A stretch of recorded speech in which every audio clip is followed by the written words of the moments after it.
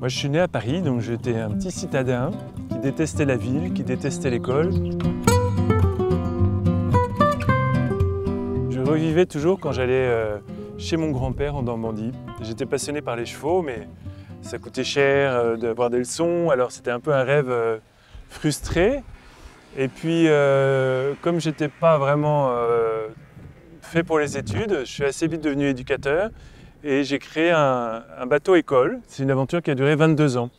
Et là, c'est un peu l'école que j'aurais rêvé d'avoir. Donc, les jeunes passaient une année scolaire sur ce bateau qui s'appelait Fleur de l'Empole et on partait à la découverte du monde et notamment partager la vie des peuples premiers. Et pendant 15 années, on a pu partager la vie de peuples premiers tout autour de la planète. Et c'était une extraordinaire leçon de vie, leçon d'humanité. Et puis ensuite, tout ce que j'ai pu glaner sur la nature, sur cette grande interrogation sur comment habiter durablement cette planète, comment vivre en harmonie avec la terre-mère. Quand j'ai vendu mon bateau, je ne savais pas où me situer dans cette société très matérialiste. À part naviguer, je n'avais pas fait grand-chose d'autre dans ma vie. Et c'est là que j'ai rencontré Perrine et qu'on s'est installé ici. Et que petit à petit, l'idée d'être paysan a grandi.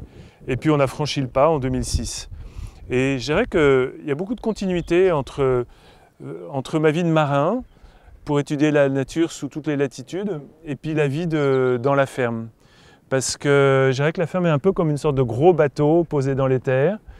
Quand je travaille avec ma jument, parce qu'on a toujours une partie de la ferme qui est gérée avec un cheval de trait, je retrouve beaucoup de sensations du bateau, le fait de composer avec un élément toujours mouvant, avec tous les sens aux aguets et d'être très impliqué physiquement, émotionnellement.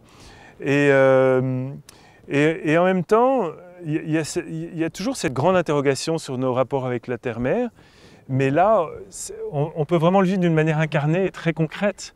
C'est-à-dire chacun de nos actes, chacune de nos décisions a un impact et peut faire du bien ou peut au contraire contribuer à détruire.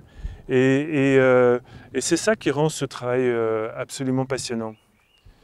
Et on a découvert chemin faisant que être paysan, c'était un métier complètement magique. Saint-Exupéry disait que les 3 plus beaux métiers du monde, c'est d'être aviateur, écrivain ou paysan. Moi, je pense que marin, écrivain ou paysan, c'est pas mal aussi parce que quelque part, même si ta ferme est toute petite, ce qui est le cas de la nôtre, tu es quand même relié à toutes les grandes thématiques qui font la société d'aujourd'hui. L'alimentation, la santé, l'emploi, les paysages, le climat, la biodiversité, la faim dans le monde. Tout notre travail a quelque chose à voir avec toutes ces grandes thématiques qui font la vie des humains. Et on sait vraiment pourquoi on se lève le matin, quoi.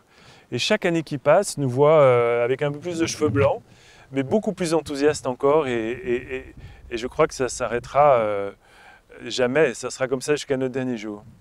Il y a quelque chose de magique dans le métier de maraîcher, c'est que tu travailles avec la vie, tu prends soin du vivant, quoi.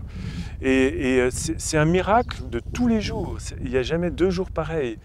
Il n'y a jamais 2 saisons pareilles. Donc tu as cette chance insigne de semer des petites graines, de voir pousser des fruits, des légumes, des arbres, etc. Et d'accompagner tout le process jusqu'à la commercialisation, jusqu'à la transformation. C'est un métier qui est totalement inscrit dans le vivant. Et je dirais que maintenant j'ai 60 ans et que mon émerveillement pour la biosphère, pour cette planète vivante, grandit constamment parce que plus j'apprends de la nature, plus je me dis mais c'est un miracle qu'on soit là. C'est juste incroyable, on ne devrait pas être là, quoi. Et du coup, utiliser par exemple des produits chimiques pour détruire des formes de vie que la nature a mis des milliards d'années à élaborer, mais ça paraît un non-sens aberrant. Et en fait, ce qui a été chouette avec cette ferme, c'est qu'on s'est aperçu que plus on était respectueux de la vie et de sa complexité, et plus la ferme gagnait en productivité, en durabilité, et plus elle contribuait au bien-être de tous, en stockant du carbone, en protégeant la biodiversité. Et du coup, c'est extraordinairement gratifiant de se dire que prendre la nature comme modèle, c'est la solution à tellement de problèmes différents, quoi. On a tout à gagner à s'inspirer du génie de la nature. La nature est tellement plus productive que nos usines, que nos technologies. Du coup, on a une ferme qui est très low-tech, qui a très peu de technologie, Et par contre, elle est très productive et elle est durable. Si un jour il y avait une grosse crise et qu'il n'y avait plus de pétrole, je dirais que ça n'affecterait pas ou très marginalement notre production.